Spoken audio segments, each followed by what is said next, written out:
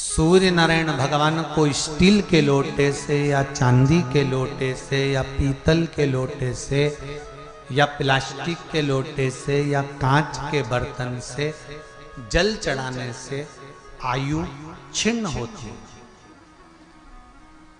क्या समाप्त होती है? आयु।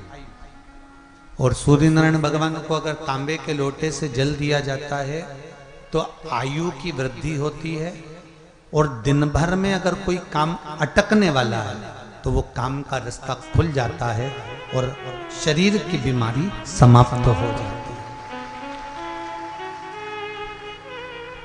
शरीर की बीमारी समाप्त हो जाती है।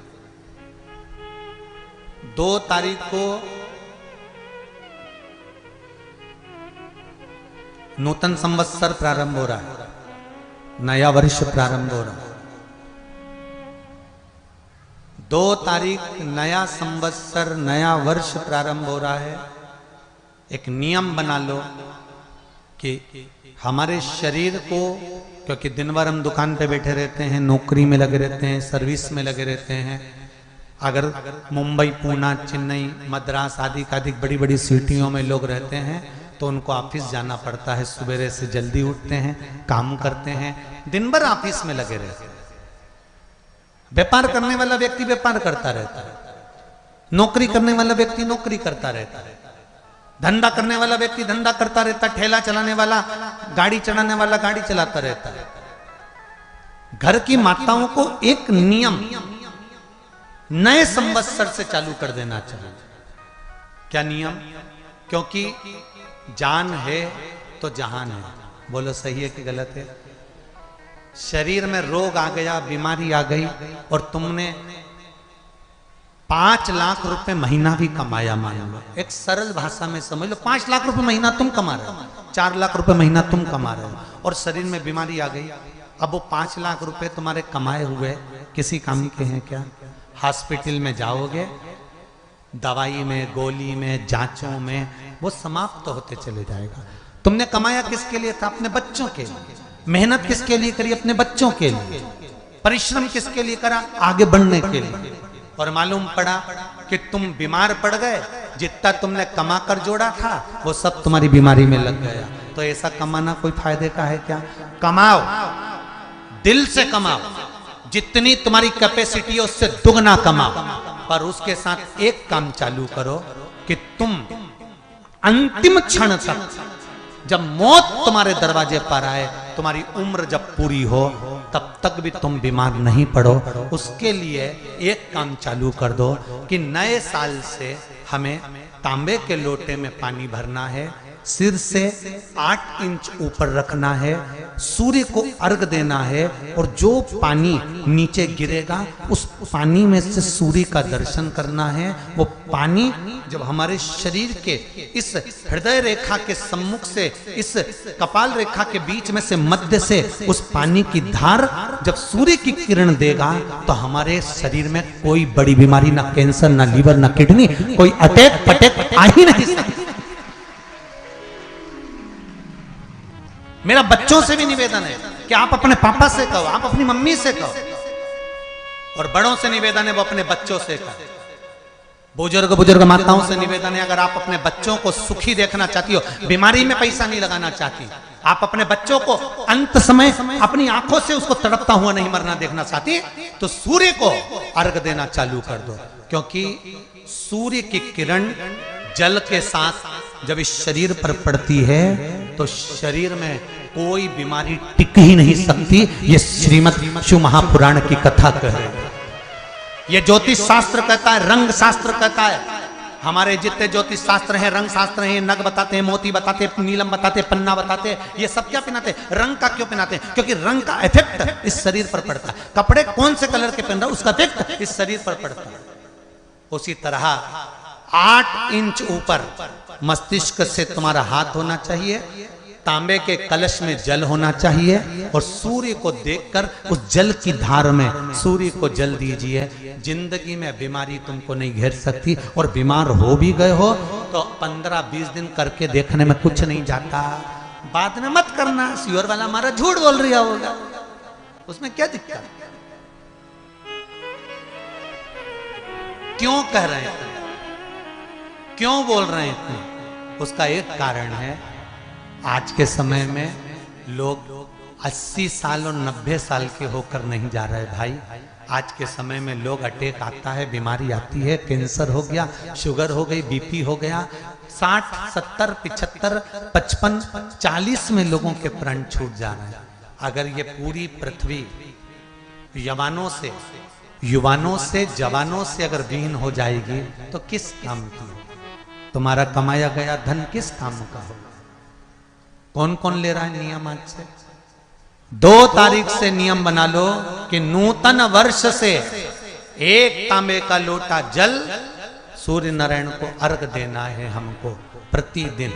घर का चाहे छोटा हो चाहे बड़ा हो, जिस बच्चे को रोज बुखार आता हो, निमोनिया हो रहा हो, जिसका लीवर किडनी डैमेज हो गया हो, वो नियम बना लो 15 दिन के अंदर 20 दिन के अंदर डायलिसिस में अंतर आ जाएगा तुम्हारे। तुम कर तो देखो, इस प्रभाव करे, बनाओ नियम।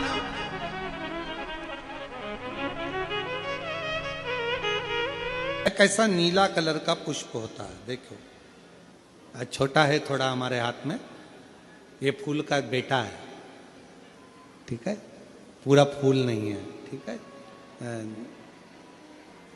फूल का बेटा है ये छोटा सा। अच्छा दिख रहा है? काय आस्था वालों दिखाओ तो सही, दिखाओ जरा बाजू में, और थोड़ा सा पास कर दो तो सबको नजर आ जाएगा, ठीक गया? शंख पुष्पी, अपारिजात भी बोला जाता है इसको, ठीक है। हर हर विराजो विराजो। तो एक पुष्प अपन कहते हैं हमारे भगवान देवादिदेव महादेव को, भगवान शंकर को बड़ा प्रिय है ये पुष्प। अब किसी से पूछा जाए, आप कह रहे हो कि शंकर भगवान को ये नीला फूल, ये शंख पुष्पी भगवान शिव को इतनी प्रिय क्यों है, भगवान शंकर को इतनी प्रियता क्यों है? कोई से पूछे तो वो बताए चाहे ना बताए, पर शिव महापुराण का संवाद कर रहा है। कंठ में स्वयं मां जगत जननी ने 10 विद्या में से एक मां को याद किया, और मां तारा का एक स्वरूप मां सरस्वती के रूप में विराजमान हो गया। कंठ में रहने से विष की तपन के कारण,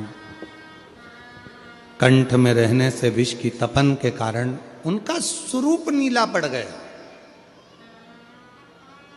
और जब उनका स्वरूप नीला पड़ गया तो भगवान देवादिदेव महादेव ने कहा, सुनो पार्वती, संसार के लोग, भूमंडल में रहने वाला यदि कोई भी मानव जिसकी विवेकता, बुद्धि, विचार, सोच, ज्ञान थोड़ा सा भी अगर उसमें कम है, तो वो नील सरस्वती का यदि आवाहन करे, मां नील सरस्वती स्तोत्र का पाठ करे, मां नील सरस्वती की स्मरण करे, तो उसकी विवेक, उसकी बुद्धि तीव्र होती है, श्रेष्ठ होती है। और सुनो पार्वती, यदि मान लो कोई नील सरस्वती का स्तोत्र का पाठ नहीं कर पाए, आराधना नहीं कर पाए, साधना नहीं कर पाए, स्मरण ना कर पाए, अगर कोई बच्चा एक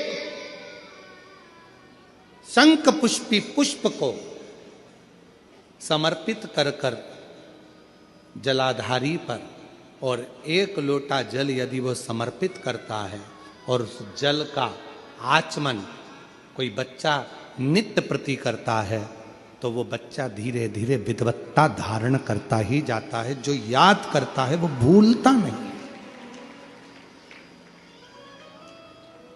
ये मां नील सरस्वती की कथा है। 2 सरस्वती का दर्शन आपको और हमको होता है, 2 सरस्वती का स्मरण आप और हम करते हैं। एक सरस्वती जो स्वयं श्वेत वस्त्र धारण करी है, हंस पर बैठी हैं और बड़े आनंद के साथ में माँ सरस्वती का सुंदर स्वरूप है। पर एक सरस्वती ऐसी हैं जो नीला उनका स्वरूप है और नील सरस्वती के रूप में उनकी पूजन होती है। माँ नील सरस्वती। महाराज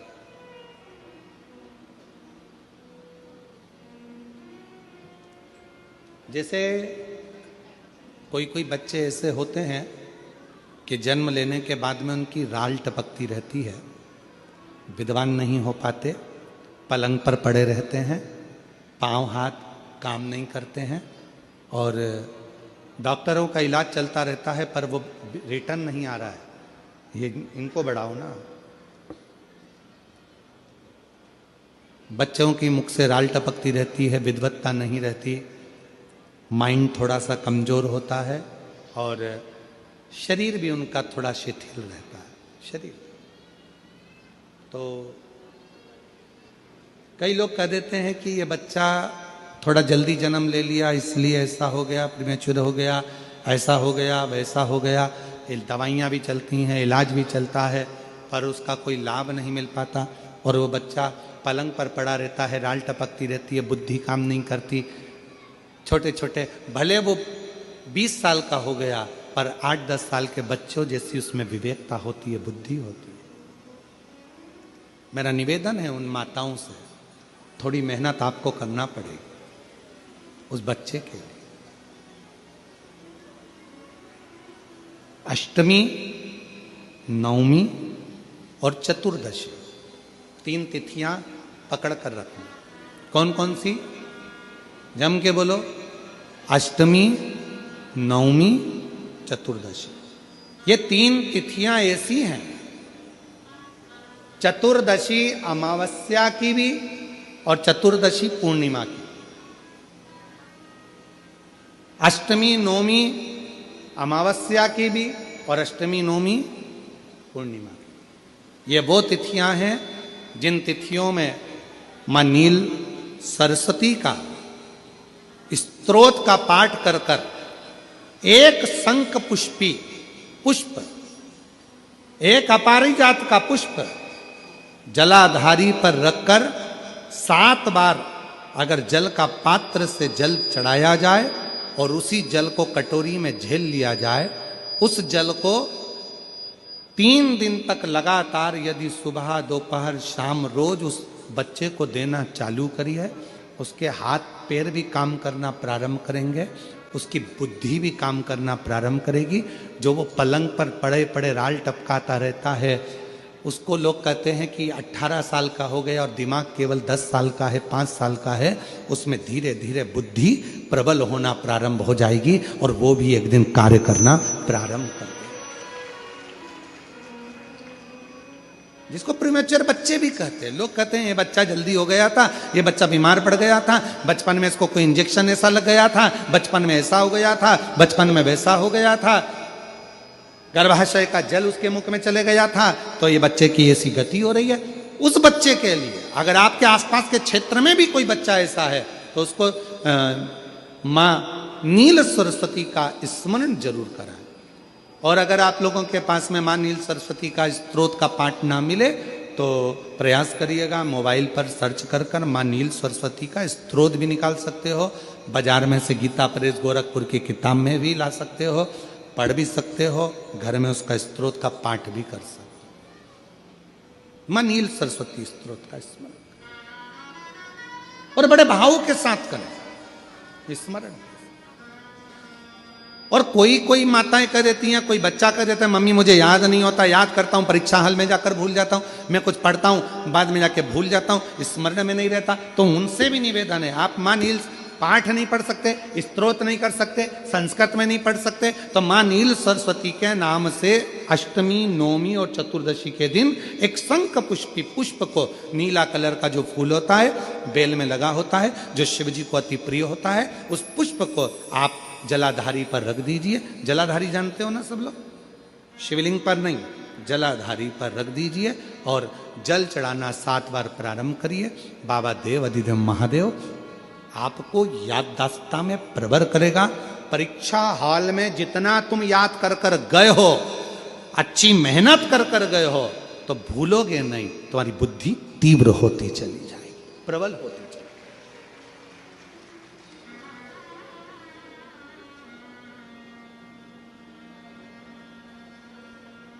आजकल आयुर्वेद में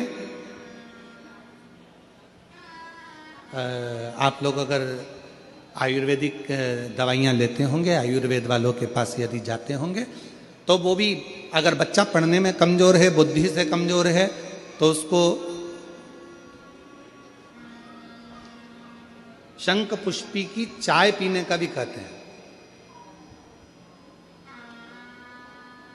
बाजार में आती होगी शायद, है? भैया कह रहे हैं कि बाजार में वो चाय भी मिलती है, नीली चाय। महाराज याददाश्त के लिए, उसको प्रबल करने के लिए लोग शिव कथा कर रही। कौन सी सरस्वती? जम के बोलो, जम के जरा, पूरा तो नाम बोलो। मां नील सरस्वती। तुमने डायरेक्ट कह दिया नील सरस्वती। मां कौन लगाएगा? मां है ना अपनी, तो उसका संबोधन पूरा होना चाहिए। कौन सी सरस्वती? मां नील सरस्वती का स्मरण सुख देगा, आनंद देगा। श्री शिवाय नमस्तुभ्यम। हर हर महादेव। पूज्य गुरुजी ने इस वीडियो में 21 दिसंबर रविवार प्रतिपद द्वितीया तिथि विशेष उपाय कथा बताए हैं। वीडियो को अच्छे से देखकर समझकर उपायों को भगवान भोलेनाथ के समक्ष अवश्य करने हैं। भगवान सूर्य नारायण को हमें तांबे के लोटे से जल अवश्य चढ़ाना चाहिए, उनको और किसी पात्र से जल नहीं चढ़ाना चाहिए। इस बात का विशेष ध्यान रखें, सिर्फ तांबे के लोटे से उनको जल से अर्घ देना चाहिए सूर्य नारायण भगवान को। वीडियो अच्छी लगे तो like share and subscribe, comment में श्री शिवाय नमस्तुभ्यम हर हर महादेव अवश्य लिख देना। जाते जाते चैनल को सब्सक्राइब अवश्य कर देना। जय श्री राम, हर हर महादेव, जय श्री महाकाल।